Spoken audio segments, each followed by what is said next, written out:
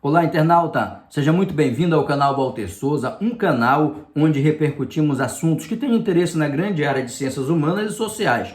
E no vídeo que eu vou carregar aqui hoje, eu vou repercutir ideias a partir de um texto que tem o título Liberdade e Religião no Existencialismo de Paul Sartre. Esse texto ele é de um autor chamado Frederico Pires, e ele vai fazer uma construção muito interessante nesse texto, e foi uma atividade do curso de psicologia que eu faço, e aí eu vou carregar aqui a minha participação nessa aula, em que eu exponho o conceito de liberdade do Sartre e a relação com os conceitos que o artigo trabalha. Então, se você gosta desse tipo de conteúdo, eu recomendo que você dê aquela força ali, não custa nada para você. E se você estiver ouvindo essa apresentação por Spotify, tira um tempinho para ir ali no YouTube, procura Walter Souza, se inscreve no nosso canal e dá essa força pra gente, dá essa moral pra gente, tá bom? Então, pessoal, vamos rolar aqui o vídeo. Eu vou seguir na minha apresentação aqui, que é o nome do texto, é Liberdade e Religião no Existencialismo de Paul Sartre. Que ele é um texto que ele está dividido aí, de grosso modo, em duas partes. A primeira parte, ele vai falar sobre um pouco da trajetória do Sartre, vai falar sobre os filósofos que o Sartre teve acesso, né, na época que ele viveu ali, contrastar um pouco o pensamento do Sartre em relação a essa questão da religiosidade com outros, como Camus, como tem no texto. Vai também falar um pouco nessa parte inicial sobre essa influência que o Sartre teve, né, de leituras anteriores, não por coincidência exatamente, porque é o próprio desenvolvimento da filosofia. Sartre vai dar um prosseguimento nessas ideias que já vêm sendo trabalhadas desde o Russell até passando pelo Heidegger, e o Sartre vai ser o filósofo que vai também trabalhar essa questão da ontologia, ou seja, de discutir a questão da consciência, a questão sobre como tentar desvendar como que a nossa mente funciona.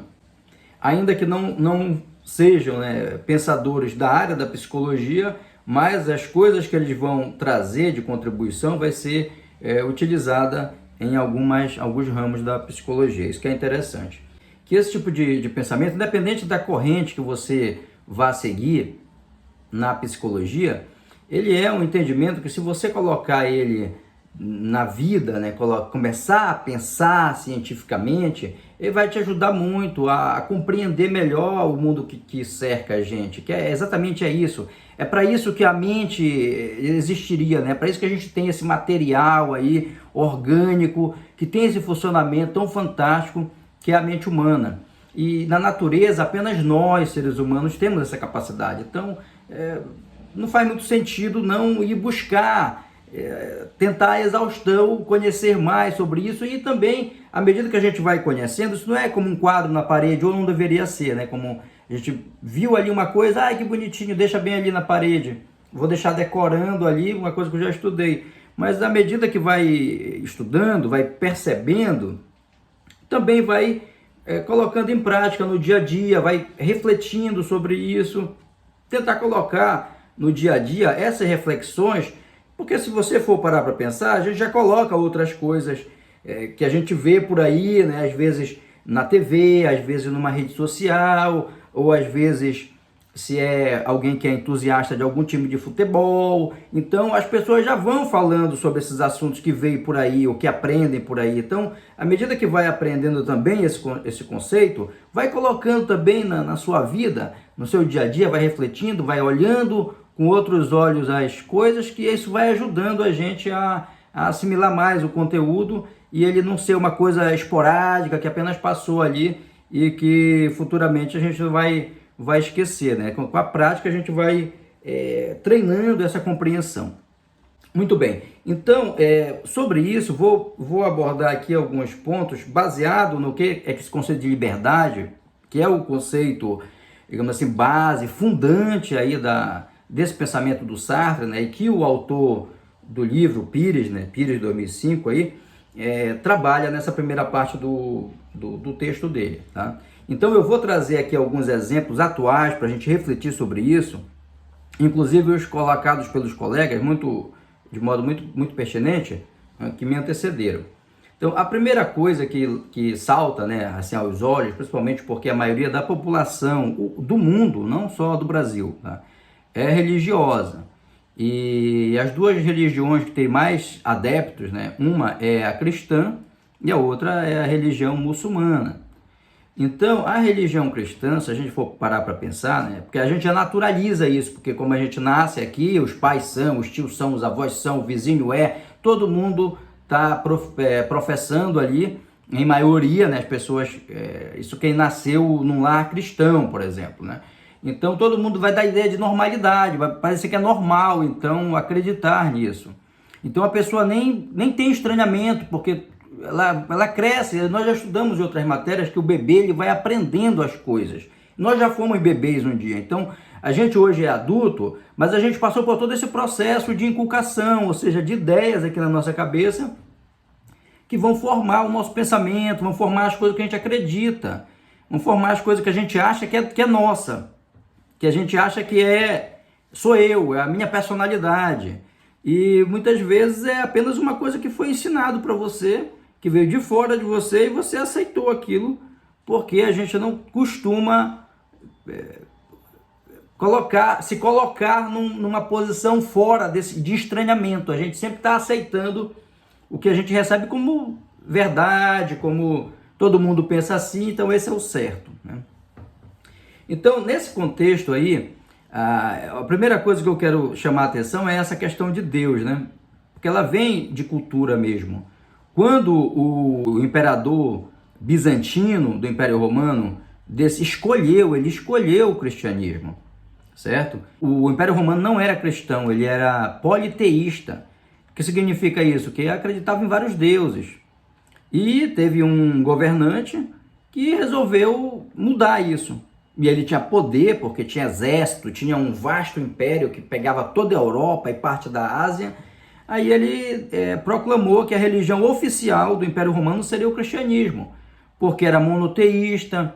Ao invés das pessoas acreditarem em vários deuses, era melhor acreditar em um Deus, porque coincidia melhor um imperador, um Deus. Dava mais certo do que vários deuses, mas quem manda aqui é um. Então, precisava fazer uma alteração ali, nessa questão, um ajuste, na verdade, nessa questão ideológica, e isso fez com que o cristianismo, que já era uma religião que já funcionava bem em vários locais, né, porque tinha os ideais que coincidia até com alguma coisa que estava acontecendo no Império Romano, como a questão da escravidão, a questão de aceitar as autoridades estabelecidas, a questão que se der um tapa vira outra face.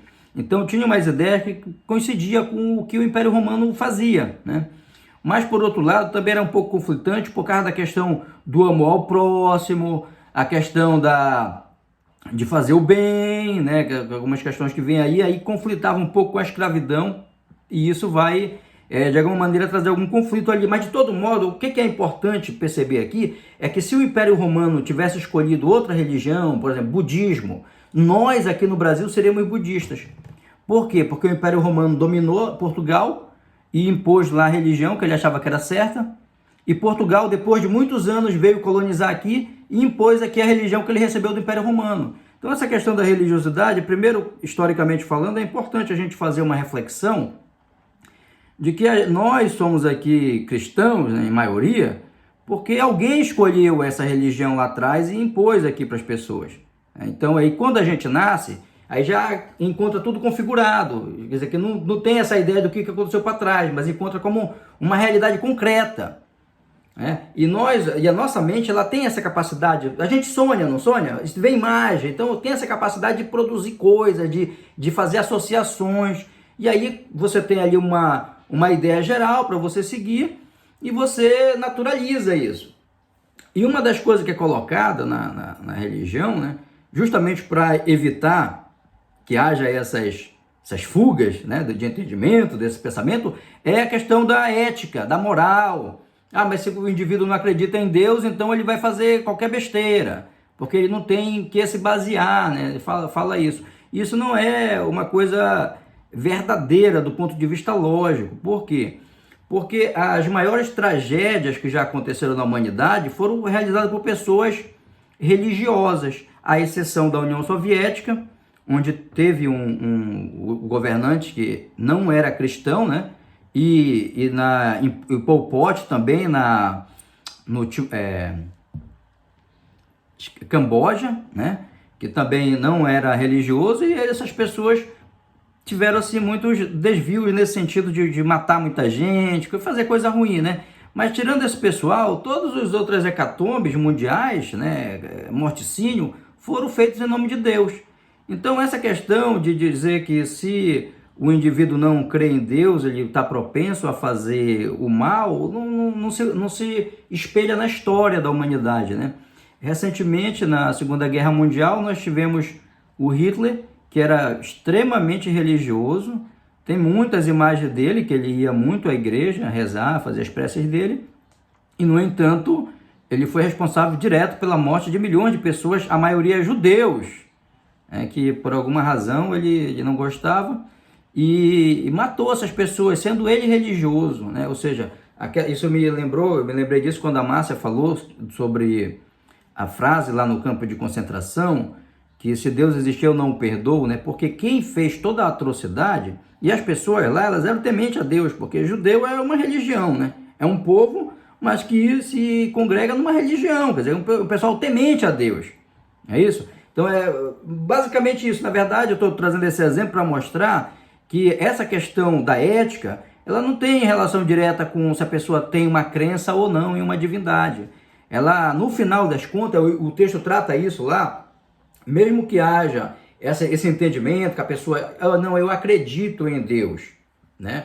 Então, mas aí aparece um profeta ali, aparece uma pessoa como aquele Henri Cristo, não tem? Que é brasileiro, o Henri Cristo, que ele diz que ele é a reencarnação de Cristo, não sei se vocês já viram, acho que sim, porque é bem famoso. Então, por exemplo, aí você que acredita em Deus, você vai olhar para aquele cidadão lá e você vai dizer se ele é ou não divino. Porque no final das contas, a questão da divindade passa pelo ser humano. Quem vai decidir se é divino ou não é Deus, é você. É que você é humano, você não é Deus. Você é uma pessoa humana, uma pessoa de carne e osso, e quem decide no final é você. Se aquela religião ali é verdadeira ou não. Por exemplo, todos nós somos ateus, pessoal. Todos nós somos ateus. A diferença entre alguns e outros é que a pessoa que é ateu mesmo, como é chamado, né? Ela apenas não acredita em um Deus só, a menos que você. Aliás, não acredita em um Deus a mais que você, porque eu tenho certeza que quem é cristão não acredita em Shiva. Quer dizer, você é ateu em relação a Shiva. Você é ateu em relação a Mahabharata, você é essas religiões orientais. Você é ateu em relação a Buda. Você pode até achar que ele pregou alguma coisa legal, mas você não vai seguir como religião, porque você não acredita. Ou seja, se você não acredita nele, então pegando essa conceituação, né? Porque tudo é conceito. Então essa conceituação, você também é ateu em relação àquelas, por exemplo, as religiões afro-brasileiras. Você não acredita em orixá, então você é ateu em relação ao orixá. E o ateu, que é o que recebe esse termo, é apenas, ele não acredita em nenhum desses que você não acredita, e também não acredita em mais um, que é o Deus da religião cristã, que é o mesmo Deus da religião do povo de Israel, né? Então essa questão da religiosidade é importante a gente refletir para que isso não atrapalhe a gente, porque tem muita gente que leva isso muito ao pé da letra e se torna um fanático, se torna uma pessoa que pode até fazer mal para as outras pessoas, por conta de que está muito focado nessa questão, que era uma questão para ser secundária. Isso é uma coisa que, se você se sente bem sendo, beleza, que ótimo que está funcionando para você, mas tem outras pessoas que podem se sentir bem em outros lugares ou se sentir bem sem ter essa crença. Isso não necessariamente vai implicar numa escolha ética para o mal, né? Nós tivemos agora recentemente um exemplo em que os cidadãos de bem, de Deus, pátria e família impediram um caminhão que estava levando oxigênio para o hospital de chegar no hospital, sendo que o oxigênio é fundamental para as pessoas sobreviverem, né? Então eles bloquearam, não deixaram o oxigênio passar e precisa a polícia intervir, porque o oxigênio no hospital só tinha carga para 3 horas, se não me engano, e o caminhão ficou preso, não queriam deixar o caminhão levar o oxigênio para que as pessoas não morressem. Quer dizer, quem são essas pessoas? Que decisão elas tomaram, né? Não foi baseado em religião, mas são religiosos, porque defendem essa ideia. Então, essa questão da ética, o Sartre, ela vai do ser humano, quer dizer, que você que vai... Nós somos vazios, é por isso que está falando de nada, né? Os colegas já falaram, alguns colegas aí. E o que é o nada? O nada é uma concepção de que nós, dentro de nós somos nadificados, e a gente vai dar sentido a essa nadificação a partir do momento que a gente vai conhecendo, que a gente vai interagindo com os objetos, com as coisas. O que são as coisas que não somos nós? As coisas é o em si. Tem lá em, tracinho si, lá no texto, né? E nós somos o quê? Nós somos o para si. O que é o para si? O para si é a nossa consciência. E quando a gente se relaciona com os demais, né, que são o em si, aí se torna um processo dinâmico, porque as coisas sozinhas, a gente já viu isso desde das outras aulas, né? As coisas sozinhas, elas não têm como ter uma interação própria, né? O seu computador aí na sua frente, seu celular aí na sua frente, se você não estiver interagindo com ele não vai ter significado para você, ele não vai ter significado, não vai ter conceituação nenhuma, ele tem uma inércia que fica nele mesmo. Ele só vai poder aparecer quando nós, seres humanos, temos relação direta com ele.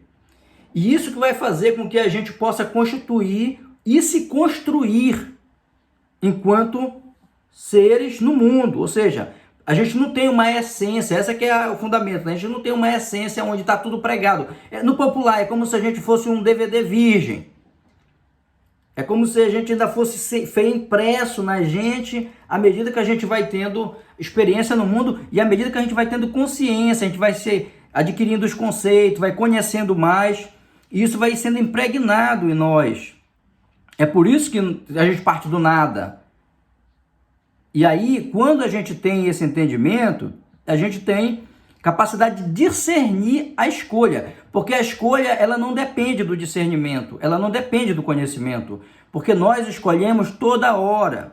Eu vou pegar o exemplo que a colega colocou sobre a máscara, que ela colocou assim, mas será que a gente tem liberdade mesmo? Porque eu não quero usar máscara, foi algo assim, uma pessoa, não sei se foi ela especificamente, mas ela deu um exemplo de alguém que não quer usar máscara, e ela chega num local que é proibido entrar sem máscara.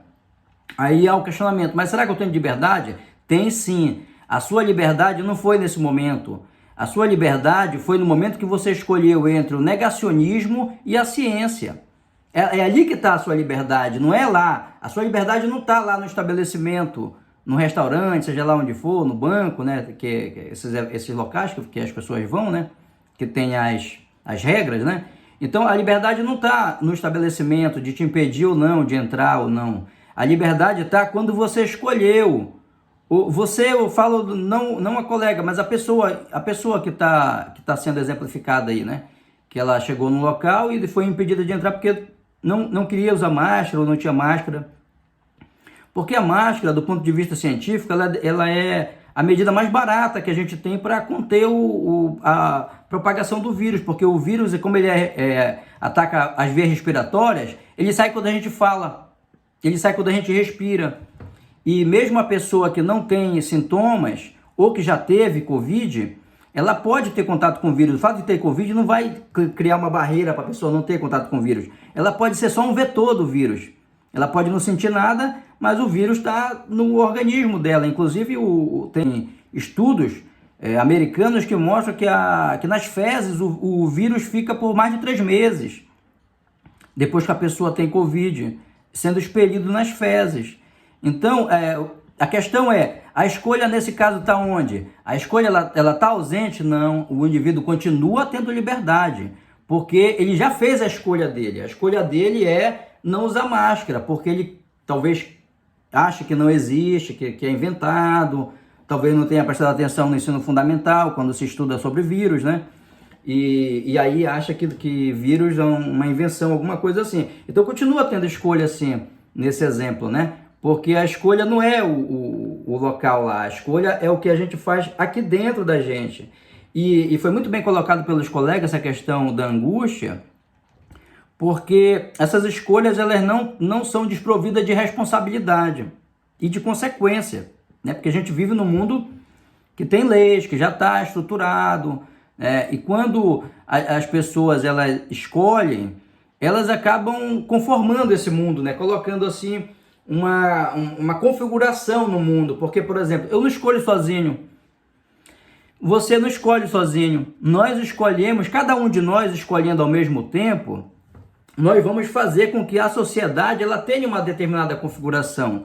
E como nós temos esses conceitos que a gente recebe desde criança, nós vamos ser os julgadores dos outros, ou seja, nós vamos acabar com o nosso olhar, por isso que o inferno são os outros, vigiando as outras pessoas para que elas continuem seguindo esse entendimento, continuem seguindo essas regras que são tidas como as certas, né? Que são tidas como as que nós devemos seguir, porque se a gente não seguir isso, a gente vai estar incorrendo ali numa transgressão da sociedade. E é importante que a sociedade tenha uma ordem, tenha que as pessoas ajam, na maioria das vezes, da mesma maneira, para que a sociedade continue sendo organizada, não entre numa anomia, como falava lá o Durkheim. Então é nesse sentido, é muito importante a gente compreender essa questão da liberdade, porque essa questão da liberdade ela é fundamental no pensamento do Sartre. Então, se a gente não conseguir pegar esse feeling, porque a liberdade é aqui dentro da gente, por isso que ele fala assim, olha, o ser humano ele é sinônimo de liberdade, porque a liberdade está aqui, ó, na nossa mente. Agora, claro, por exemplo, tem as consequências, né? Por isso que tem a angústia, porque você vai decidir, não, mas eu vou, no exemplo lá, eu vou entrar de qualquer jeito no estabelecimento lá, por exemplo, no exemplo da máscara, né? Vai ter as consequências, porque existem as regras, existem as leis, e é isso que causa angústia nos indivíduos, né? A angústia, ela vem aí. Isso é um exemplo, assim, bem didático, mas ele é só para exemplificar como que funciona esse conceito de liberdade no momento em que a gente decide algo, né? E aí eu vou finalizar minha fala, que já ficou até longa, até peço desculpa aos colegas, mas eu queria tocar um pouco da parte da liberdade, porque eu acho que é importante a gente ter essa compreensão, porque isso tem repercussão nas questões que são aplicadas na psicologia, né? Então, o autor do texto, né, depois que ele começa a falar, inclusive esse texto é muito legalzinho de ler, né? Ele abandona todas essas compreensões que o Sartre vem trabalhando na finalização do artigo, né? Que ele vai colocar lá a questão de Deus, né? Deus, por que o Sartre achava que Deus era incompatível com o conceito de liberdade? Justamente por conta da pré-determinação, porque se você tem uma pré-determinação, você não tem liberdade de se fundir, né? De se construir a partir da sua história, a partir do que você... Historicidade, lembra que a gente já viu lá atrás, desde do Russell? A historicidade, quer dizer, o tempo que o ser humano está vivendo, temos algumas concepções. Na nossa época aqui agora, por exemplo, nós temos uma concepção vigente e aceita pela maioria das pessoas que é mais importante salvar uma dúzia de pessoas trilhardárias, né? Bilionários, do que matar a fome no mundo. Por exemplo, nós estamos vivendo agora o final, ou ainda está acontecendo, uma crise econômica que ela começou em 2008. Muitos dos colegas são jovens, talvez não tenham percebido isso, mas em 2008 nós tivemos uma crise econômica muito grave no mundo, em que os bancos começaram a quebrar. E o dono do banco é uma pessoa que é muito ruim. Se você imagina assim, o dono de um banco é um cara que anda de helicóptero, é um cara que tem mansão, é um cara que só a casa dele, se ele vendesse, ele não ia passar fome. Mas só os Estados Unidos, preocupado com a quebra do sistema bancário, só os Estados Unidos investiu 700 bilhões para que esses donos de banco não quebrassem. E foi feito um estudo que esse dinheiro dava para acabar com a fome no mundo, para que ninguém passasse fome no mundo todo durante 51 anos. Mas qual das duas decisões foi tomada? Foi tomada a decisão de salvar os banqueiros. E esse dinheiro, que poderia ser muito melhor empregado, ele foi dado para quem já era rico, para salvar um sistema financeiro. Então, por exemplo, por que eu estou dando essa ideia aqui? Para recapitular uma ideia que foi colocada na sala, desse conceito, né? Por que o Sartre ele foi tão criticado? Porque ele era um filósofo engajado. O que é ser um filósofo engajado? Para finalizar a compreensão sobre vida e obra de Sartre, né? Pegar um pouquinho da vida agora. Ele foi um filósofo engajado porque ele era contra a miséria, ele lutava contra a escravidão, ele lutava contra a exploração dos trabalhadores. O trabalhador, ele, historicamente falando, pessoal, o mundo do trabalho, se hoje você tem uma carga horária de 8 horas por dia, mas já teve momentos na vida das pessoas que trabalhavam 18, como nas casas de ofício. Primeiro era escravo, depois passou a ser servo, não ganhar nada, só trabalhar para os outros. Depois, com a invenção do capitalismo, 18, 15 horas por dia, 12 horas por dia, sem descanso. Era assim que era antes, né? Então, o que o Sartre se colocava contra era esse tipo de injustiça. Quem tem essas preocupações, né, pelo livro do Bobbio, devido a uma classificação clássica, é considerado de esquerda, né? E o que seria então o outro lado, que seria a direita, né? A direita seria aqueles que defendem como o capitalismo nasceu, né? Que é esse capitalismo que nasceu na exploração do trabalho. Então, se fosse, por isso que o Sartre não aceitava uma classificação, porque essa questão toda é conceitual. Então ele preferia não se classificar. Mas o que ele defendia eram ideias humanistas. É por isso que é o humanismo, né? É por isso que chama humanismo, que é você acreditar no ser humano, viver para que o ser humano tenha uma vida justa, e se você não tiver essa escolha, não fizer essa escolha diante das injustiças do mundo, é uma vida que não merece ser vivida. Essa era uma frase que ele dizia. Porque se você tem um momento que você percebe o contexto, percebe como o mundo funciona, e você ainda assim escolher se colocar neutro, né? Porque todo neutro é do lado da exploração, né? Todo neutro é aquele que não quer se colocar contra a injustiça.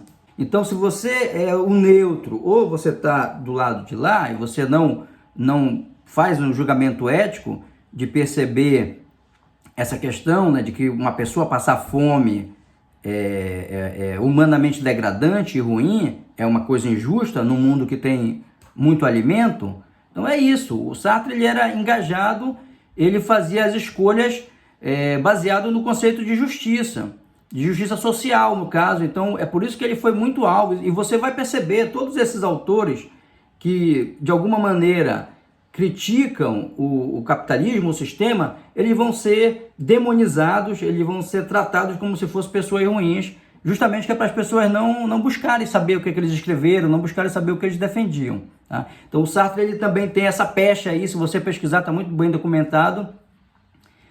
Tratava a obra dele até como excremento, bosta, assim mesmo.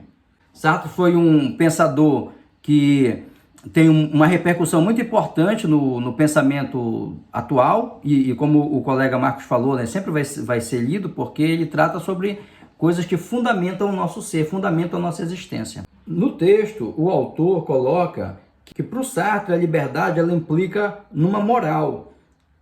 E quem vai determinar quais são os valores vai ser o próprio ser humano.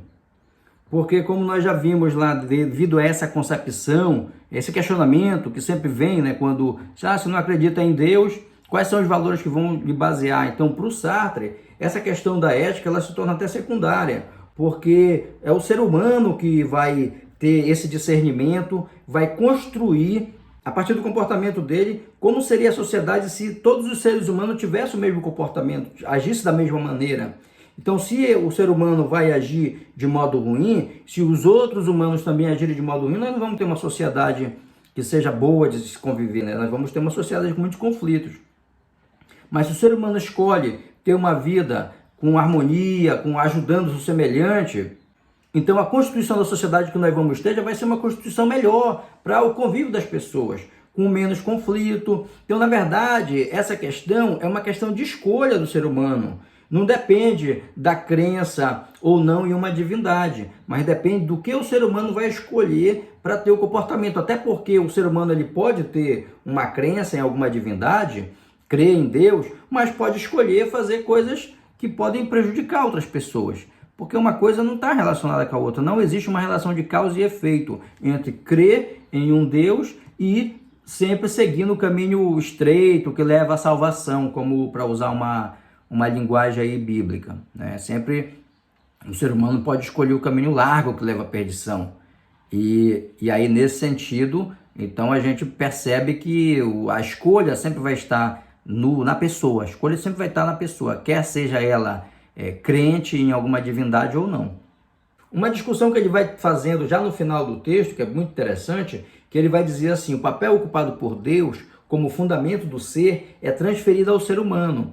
E essa transferência de atributos divinos ao ser humano, feita por Sartre na concepção dele, é que vai fazer com que, digamos assim, haja falhas no humanismo, porque o Sartre, então, ele não teria feito uma subversão dessa lógica hierárquica que a religião traz, mas ele teria apenas invertido ela e não subvertido, ou seja, ele simplesmente tirou Deus, colocou o homem lá e colocou Deus numa posição secundária ou de menor importância. Então, a partir daqui, o autor ele abandona a própria concepção que ele já vinha trabalhando, discutindo no artigo acima, né? Ele já vem trabalhando, ele trabalha muito bem o conceito de liberdade, mostra como que se dá a relação do para si com o em si, na dinamicidade dessa relação, a questão do nada. Ele já tinha falado que o ser humano ele vai se constituindo a partir das experiências que ele vai ter no mundo, e essa constituição é que vai fazer com que ele compreenda a sua realidade. Essa consciência da realidade, ou seja, esse conhecimento que é importante ter da realidade, ele vai ajudar com que a pessoa passe a fazer escolhas mais embasadas. E quem sabe até escolhas mais baseadas no conceito de justiça, porque a escolha ela independe do conhecimento. A escolha ela independe da compreensão que a gente tem do contexto que a gente vive. A escolha a gente faz a todo momento. Até quando a gente não quer escolher, isso já é uma escolha. Ou seja, a escolha ela está ancorada na inteligência e a inteligência está ancorada no ser humano. Não tem como a gente deixar de escolher. Assim como não tem como a gente deixar de pensar. Eu já fiz esse raciocínio no outro vídeo. Para de pensar. Não consegue parar de pensar.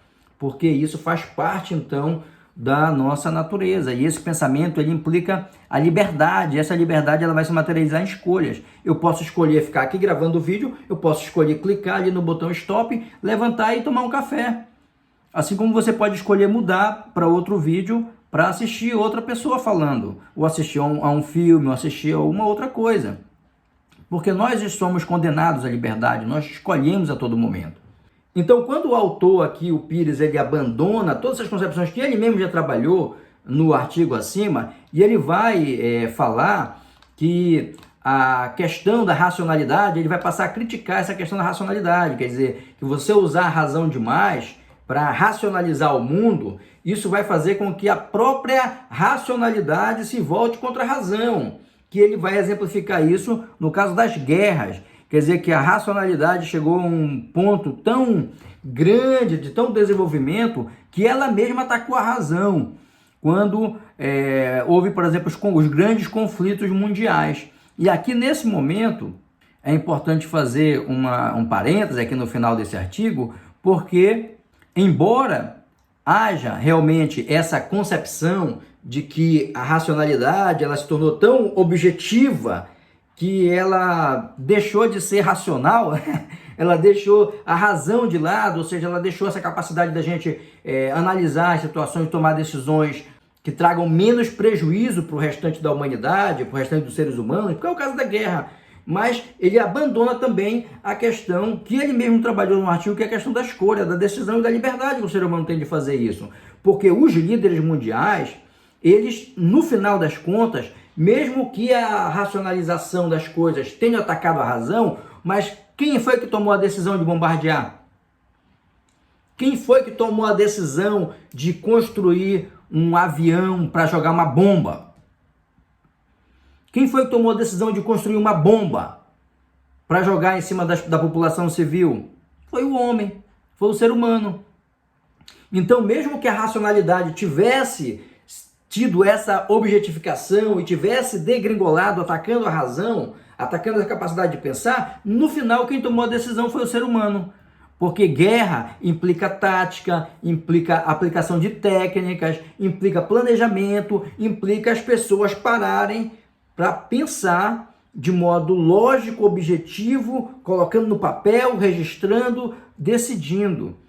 Ou seja, no final do artigo ele faz essa crítica, né? Ele faz esse apontamento, mas esse apontamento está deixando de lado a própria capacidade que os líderes mundiais têm de decidir, que no final foi decisão. Então, o próprio exemplo que ele dá para criticar o humanismo é um exemplo que se mostra favorável ao pensamento do Sartre, porque quem decidiu no final foi o ser humano. Assim como o ser humano decide o que é divino e o que não é, o ser humano decide se ele vai puxar o gatilho ou se ele vai entregar uma cesta de alimento para a pessoa. Se ele vai empurrar a pessoa no abismo ou se ele vai dar a mão para salvar essa pessoa, para ajudar essa pessoa a ter uma vida melhor. Então, no final, a decisão está nas nossas mãos e esse que é o fundamento da liberdade, e a gente só vai conseguir ter o entendimento de como que a gente vai exercer essa liberdade se a gente tiver esse esforço de buscar compreender o contexto que nos cerca e buscar esse entendimento para que possa, digamos, qualificar melhor as escolhas que tomamos, porque